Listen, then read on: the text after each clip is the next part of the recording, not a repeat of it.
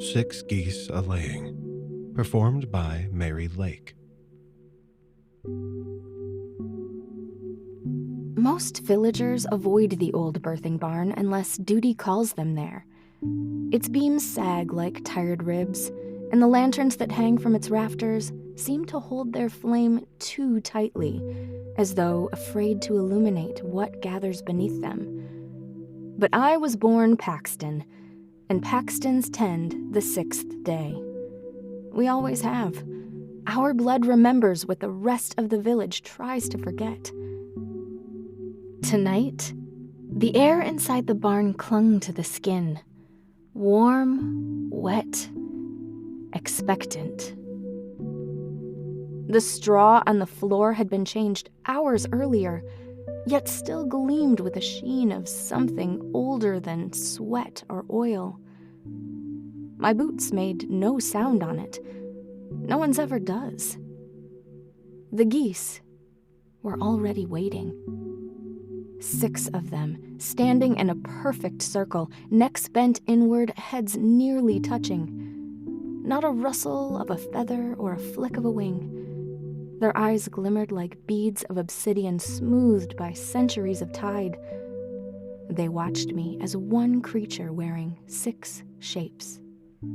My mother once told me these were not geese at all, but echoes, as she called them.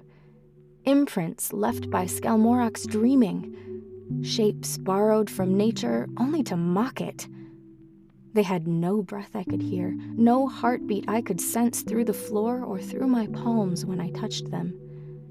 And yet, they lived. They lived with a purpose that dwarfed comprehension. I approached the trough where the offering bowls waited, earthen things carved with looping antler motifs. Inside each bowl rested a single white stone, round as an egg and faintly luminous. The stones pulsed, dimly echoing the light of the dark star that hung outside, visible through the barn's warped slats. Its radiance slipped through the wood in thin, trembling lines, like the fingers of a dying constellation. The villagers gathered silently behind me, filling the barn with a hush that felt deeper than mere quiet. It was the quiet of breath held by 100 lungs at once. The quiet of reverence sharpened by terror. Harlan, not the butcher or the milker, but the one with the missing ear, lifted a hand. Begin, Lyra Paxton. I took the first bowl. The moment I stepped into the circle of the geese, their heads rose. Not in a sudden jerking motion. No, that would have been natural. They lifted their necks in perfect mirrored synchrony, each angle matching the next as though shaped by compass and ruler. Their beaks parted slightly, expectant. I knelt. Holding the stone carefully, I slipped it into the open beak of the nearest goose. Its throat widened, not mechanically, not like a snake's unhinging, but like something adjusting itself to a long-rehearsed burden. The stone slid inward without sound. A shiver rippled through the barn. The lantern flames leaned inward, bent by a draft that had no earthly source. I repeated the process with the second goose. Then the third. Each swallowed its stone with impeccable obedience. By the fourth, my fingertips tingled. By the fifth, I noticed the air thickening, vibrating like a plucked string. By the sixth, the goose met my eyes. I froze. Its pupils dilated until nothing but darkness remained. In that darkness, I glimpsed a shape beneath the world. An immense expanse of shifting antlers, branching geometries spiraling through an abyss so deep it churned.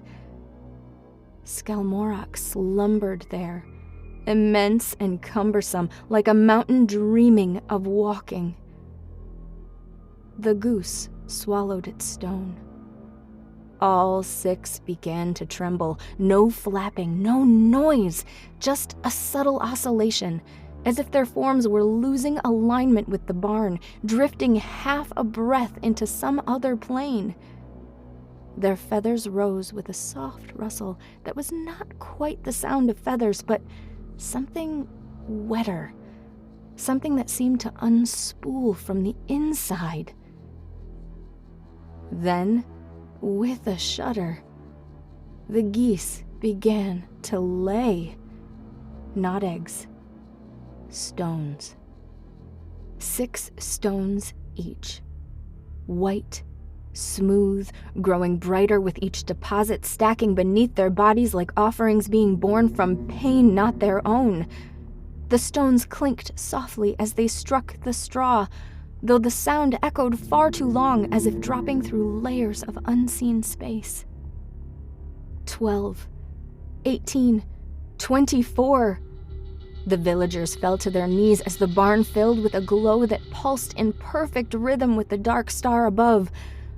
My pulse synchronized with it, unwillingly receptive. The stones formed a ring around the geese, then a second, then a third, a spiraling lattice of impossible fertility.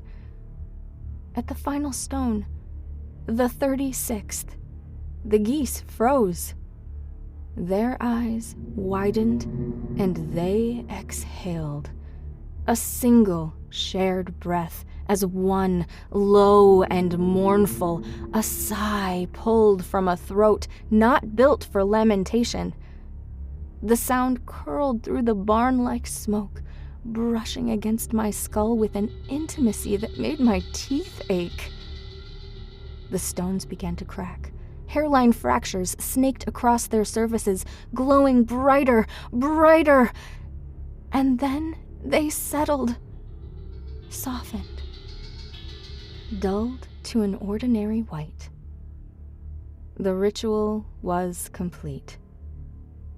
But before the villagers dispersed, the dark star flickered again. Another unmistakable wink. And in that instant, I felt Skelmorak's attention turn not toward the village, but downward, toward the barn floor, as if something beneath the straw had momentarily stirred. I stepped back, because for a heartbeat, only one, I felt something move under my feet. Slow, massive, dreaming of waking.